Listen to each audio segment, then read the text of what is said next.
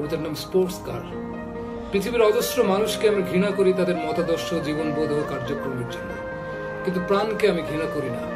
কেননা তা অদৃশ্য থেকে উচ্চারিত এক দৃশ্যমান স্রোত, যা এসব দর্শনবোধ দ্বারা চালিত হয় না, বরং সেই অনন্যতা যা সময়ের মরুভূমিতে ক্যাকটাসের মতো উঠে আসে শূন্যতার গহীন শেকড় থেকে। পৃথিবীর এই ঝানু ও উদীয়মান সমস্ত অপরাধের জন্য প্রথমে আমার নিজের দোষ খুঁজে বের করি। অনেক ভেবে দেখেছি আমার অপরাধ মহাজগতের সমান এবং অপূরণীয় সব ক্ষতির ক্রীড়ানক আমি। জানি অপরাধী এবং সেই অপরাধে নীরব থাকা মানুষ আসলে ভয়ঙ্কর ভাবে এক, তারা একে অপরের পরিপূরক। এই লাগামহীন বস্তু পূজার জন্য ভয়ঙ্কর ভাবে ঘৃণা করি আমাকে।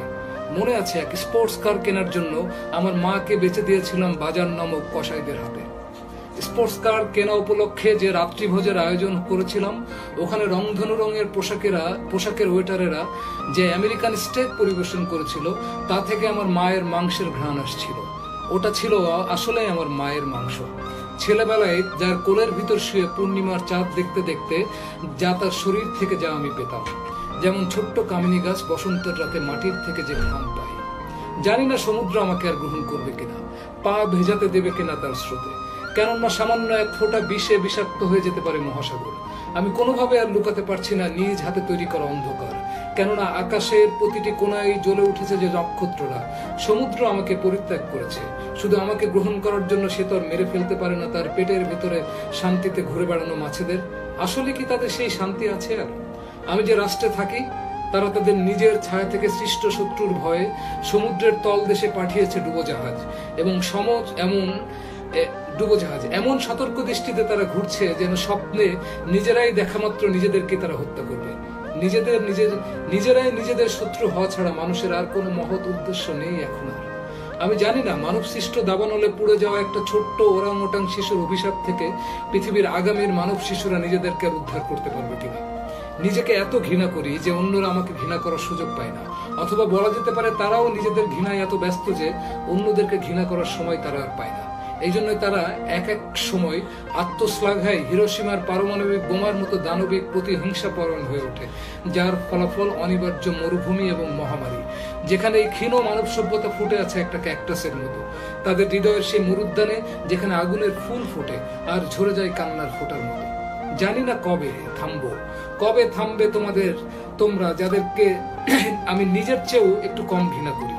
জানি না কতদিন আমাকে বয়ে নিয়ে যেতে হবে এই আত্মহত্যাকারী তিমির কঙ্কাল, যার জারিত হৃদয় সব আমার মনকে লবণাক্ত করে দেয় উষর। একটা স্পোর্টস কারের জন্য মাকে বেঁচে দেবার গ্লানি আমাকে কোনো দ্রুত গতির আশ্বাসে আর মুছে দিতে পারে না। কত দ্রুত ছুটে গেলে ভুলতে পারি সেই মাটির ঘ্রাণ। বস্তু পূজা, আমাকে বলি দাও নির্বস্তুক যত প্রেতের উৎসবে। ওরা আমার মাংস গোগ্রাসে খেয়ে যাক, আমার শরীরের নেচে যাক, যত সময় না শেষ মানুষটার মৃত্যু হয়। এবং আমি থামলাম তোমাদের রানী নামক ডাইনির প্রাসাদের সামনে। ঘ্রাণ পেলাম পোড়া মাংসের বলি দেয়া শিশুদের মাংসের কাবাবের।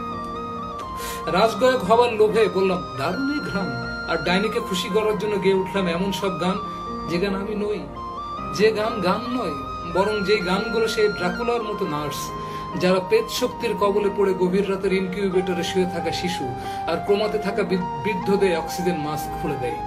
সেই নার্সগুলো নগ্ন হয়ে নাচে আমার গানের তালে। আমি সেই অভিশপ্ত গায়ক, যার মায়ের উচিত ছিল জন্মের সাথে সাথেই তাকে মেরে ফেলা, কিন্তু মা তো ঘৃণা করে জীবনতাড়িত মানুষগুলোকে, কোনো প্রাণকে নয়।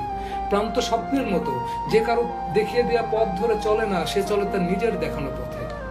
এসব থেকে পালানোর চেষ্টা করেছি ওদের। অজস্র পর্বতের শিখর আমাকে ভেতর থেকে উঠে যেত আকাশের দিকে। অজস্র ঈগল তাদের ছায়া ফেলতে উঠত আমার হৃদয়ের ভেতরের পাহাড়ের শৃঙ্গে। আমার নিজেকে মনে হতো সেই সব ঈগল। কিন্তু এই যে সমতলে পড়ে থাকা দানার লোভ, এই যে ঈগলের সঙ্গী হতে চাও ঈগলিনীর যারা সব ভূতগ্রস্ত, যারা আর বিচিত্র নকল ডানা সাজিয়ে তোলে তাদের কাম ঠিক থেকে দেহে, আর তাদের দুর্নিবার আকর্ষণে উঠে যেতে পারিনি আমি সেই শিখরে। আর ঠিক এই জন্যই আমার প্রতি ঘৃণা বেড়ে গেছে প্রবল। আমি জানি এর জন্য একদিন নিজেকে ঝুলিয়ে দেব মহাকাশের সিলিং থেকে, অ্যাসিড দিয়ে ঝলসে দেব আমার ঘুমিয়ে থাকা সমস্ত ভ্রূণদের, যাদের আসার কথা ছিল আগামীকাল।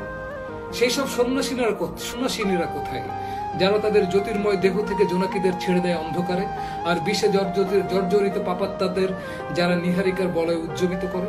কোথায় সেসব সন্ন্যাসিনেরা? এখন যাদের দেখি আমার মায়ের মতো নয়, এরা রাক্ষসী, আমাদের রক্তপান করার জন্য সন্ন্যাসীর রূপ ধরে আছে।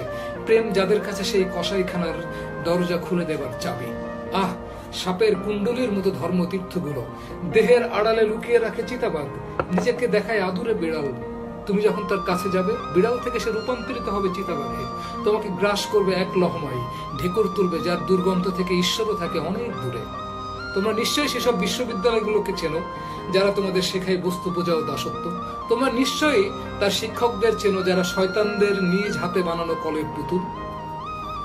তোমরা চেনো সেই সব আদালত ঘর, শয়তানের নিক্তিতে মাপে যারা দেবদূতের অপরাধ, আর নিজেদের শয়তানি লুকোতে নিশ্চিত করে তোমাদের মৃত্যুদণ্ড। এমন সব স্থানের প্রতি বিশ্বাস ও আস্থার জন্য নিজেকে খুন করে ফাঁসিতে ঝুলিয়ে যেতে রাজি আছি। কেউ যখন সিলিং থেকে ঝুলে আত্মহত্যা করে, মনে হয় সে তার নিজেকে হত্যা করার অপরাধে ফাঁসিতে ঝুলে আছে। মানুষের কাছে মানুষের মহাসময় আসলে কি চাই, কি খুঁজে নিতে যায় যা তার ছিল না? না, এমন কোনো কিছুই নেই।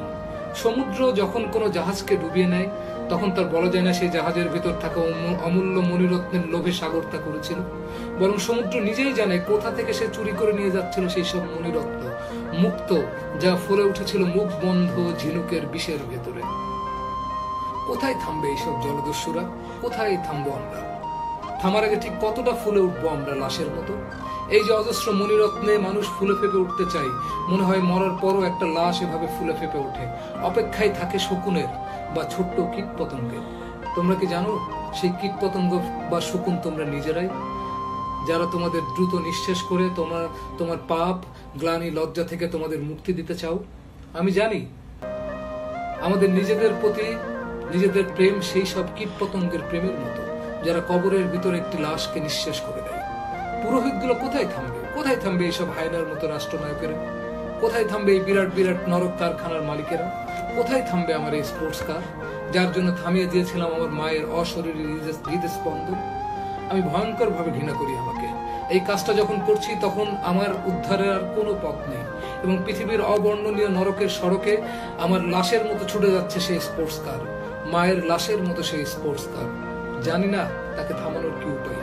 যতক্ষণ সময় না চিতাবাঘের মতো চাকার নিচে সেই সবাইকে পিষে দেয়। আত্মপ্রেম জিনিসটা আসলে কি, যা নিশ্চিত করে সবার ঘৃণা বা আত্মগ্লানি? কসাইখানার সেই পশুর রক্তের মতো, যা একসময় ঈশ্বরের পবিত্র রক্ত ছিল, যা আর এখন তা নর্দমার আবর্জনা, যা মাছিদের ক্ষুধা মেটানোর খাদ্য। মানবপ্রেম কি, যা তোমাকে আর তুমি হতে দেয়নি, এবং তুমি অন্যের দেহের মেপে বানিয়ে নাও তোমার জামা? কাকে তোমরা বলো সাম্য?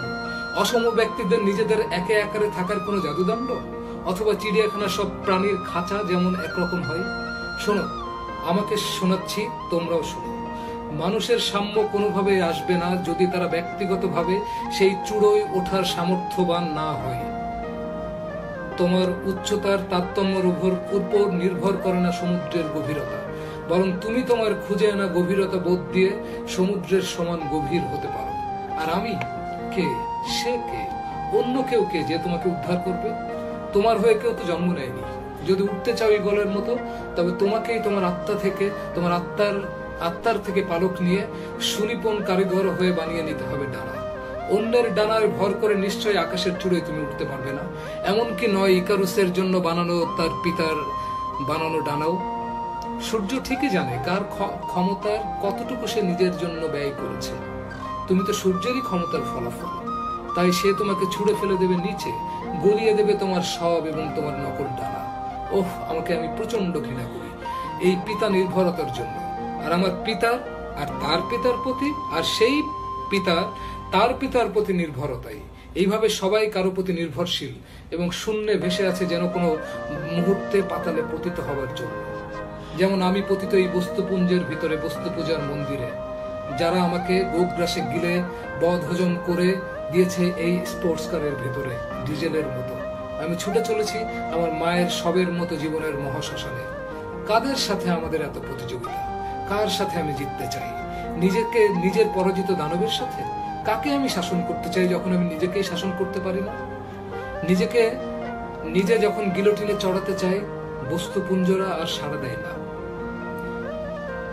তারা জানে আমার প্রাপ্য শাস্তি আরো অনেক বাকি। মৃত্যুদণ্ড দিলেও অসমাপ্ত থেকে যাবে আমার পাপ।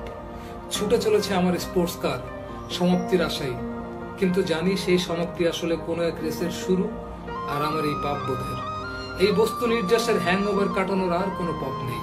যেমন কোনো এক পাড় মাতালের আর কোনো উপায় থাকে না পরের দিন মদ খাওয়া ছাড়া। কাকে বলবো এসব আমাকে উদ্ধার করো?